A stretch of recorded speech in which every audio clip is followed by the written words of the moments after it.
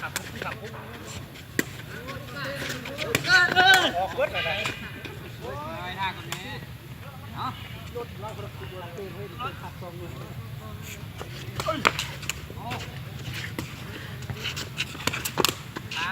หัดได้ขับรถ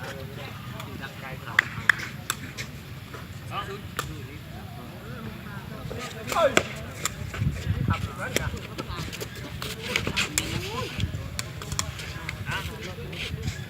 ะคะแนน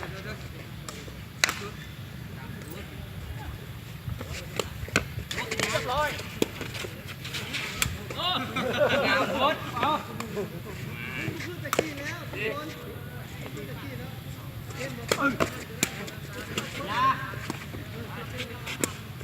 ได้นั่นมาแล้วลูกค้าเราแลกตัดดาวไม่เอาไม่เอาไม่เอากินเนี่ยโอ้ยเราแลกตัดดาวไม่เอาเลยยังไปทอดตัวยังจะปีนก่อนอยู่โอ้มันไปจัดการก่อนเนาะเจ้าเจ็ดหน้ามันอยู่แล้วก็ตัวมันกี่ตัวก็ได้ลูกจะเอาได้ลูกเรียนลูกนี่เนาะ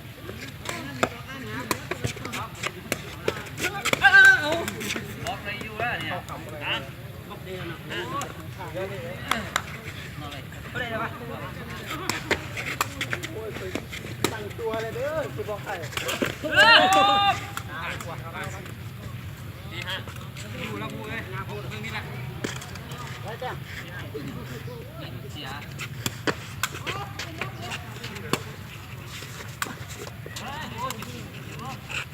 พูดตาก่อนโอ้ยตาอะไรน้อยยี่วงยี่ข้าวเอาวะมึงกูท้าเตี้ยกันได้คะแนนเอาฮะแล้วโอ้ยเดี๋ยวโดดเข้าไปเว้ยขาวน้ำได้ซ่องมาแล้วโอ้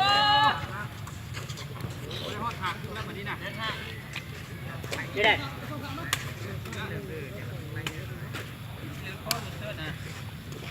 ยอดด้วยได้ได้ครับ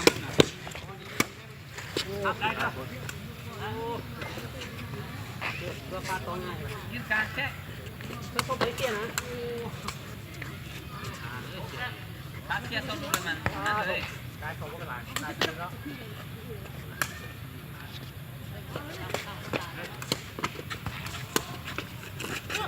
โอ้ยนี่ทำเลยเดี๋ยวถามว่าอะไรงามล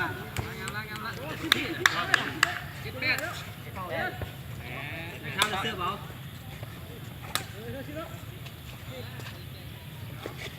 ไปปั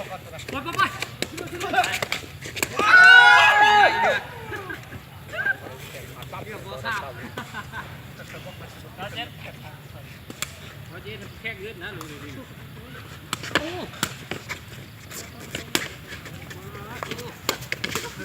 มันเบิดมุมเข้าแล้วเตะยวนหัวเสาเมื่อนึง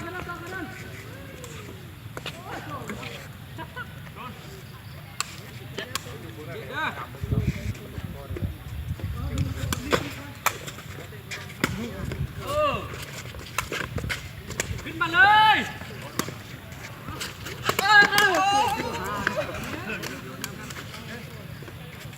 เอาลูกยาวโว้สลับกันละเอาลูก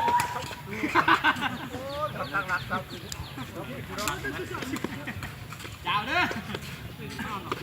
วันละ